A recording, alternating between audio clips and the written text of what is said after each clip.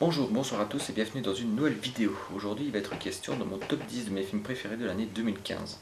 Alors à l'heure où je tourne cette vidéo, je n'ai malheureusement pas pu voir tous les films qui sont sortis cette année. J'ai vu une trentaine de films je pense, il y en a pas mal de bons, des grosses surprises, des évidences, des grosses déceptions aussi malheureusement. Mais on va découvrir tout ça ensemble dans quelques instants. Mais avant, j'avais envie de vous parler des quelques films que je n'avais pas vus, que j'ai vraiment envie de voir. Ils seront disponibles. Alors le premier c'est Snoopy et les Peanuts, parce que j'adore les films d'animation, tout simplement. Je les trouve fabuleux, et déjà le rendu du film a l'air ouf, respectueux de l'œuvre de Charles Schulz.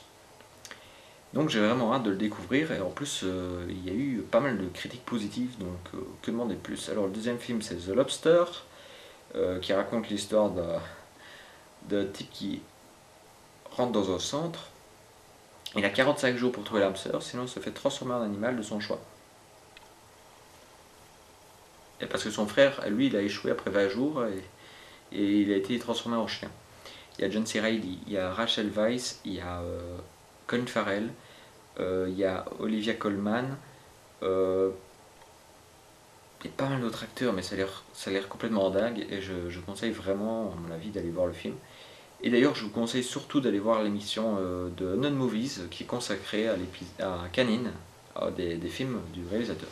Vous en saurez plus aussi.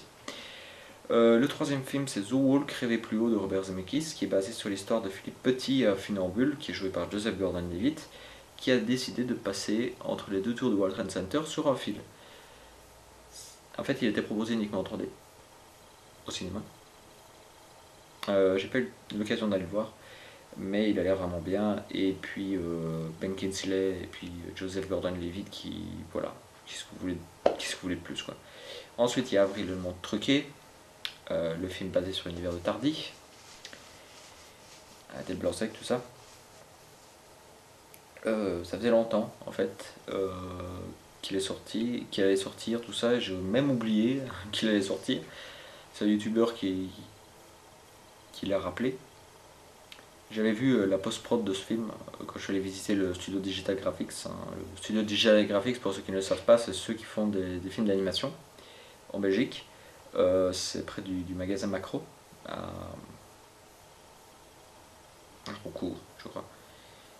Ouais. Et ils ont fait par exemple Brendan et le secret de Kells, ils ont fait un film Song of the Water ou un truc comme ça, qui est sorti il n'y a pas longtemps.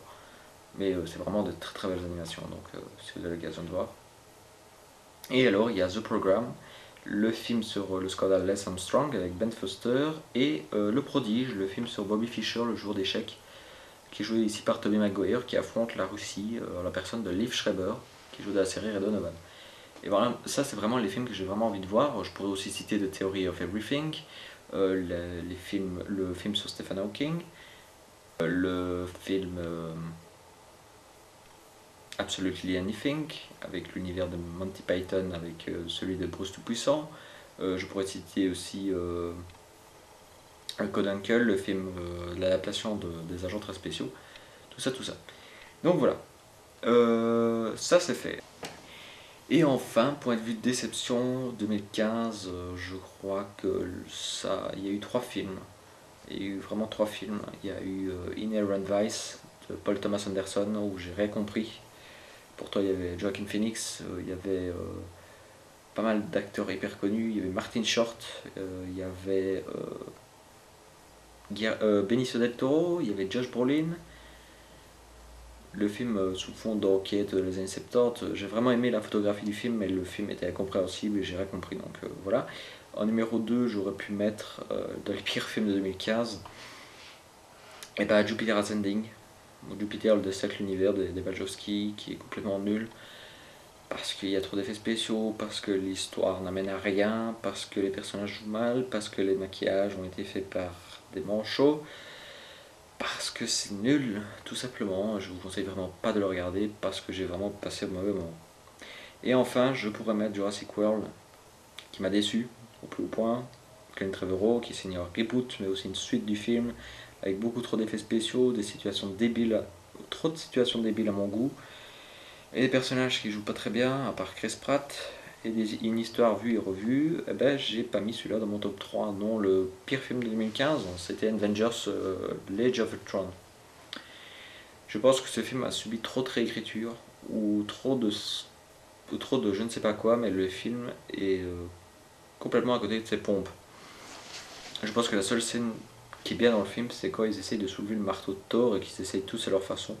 J'ai trouvé ça hilarant, mais c'est le seul truc que j'ai aimé dans le film. Déjà, le personnage de la Vision, qu'on voit qu'après quasi 2 heures de film, euh, les, la sorcière rouge, Vif Argent, qui est même plus jouée par le type qui jouait dans Days of Future Past, qui n'amène rien du tout. Je pense que le seul plan plus ou moins intéressant, c'était le début de la neige, pour séquence, tout ça, où ils doivent récupérer le marteau de Thor qui a été volé par le baron Zemo. Ouais, c'était pas mal, mais sinon le reste c'était complètement nul. J'ai bien fait de pas aller voir au cinéma d'ailleurs. Et d'ailleurs, je suis bien content de ne pas avoir vu des gros navets de 2015 comme apparemment le Fantastic Four. Donc voilà, ça c'est fait. Une intro de 7 minutes, ça c'est fait aussi. Et passons tout de suite au top 15. Enfin, au top 2015.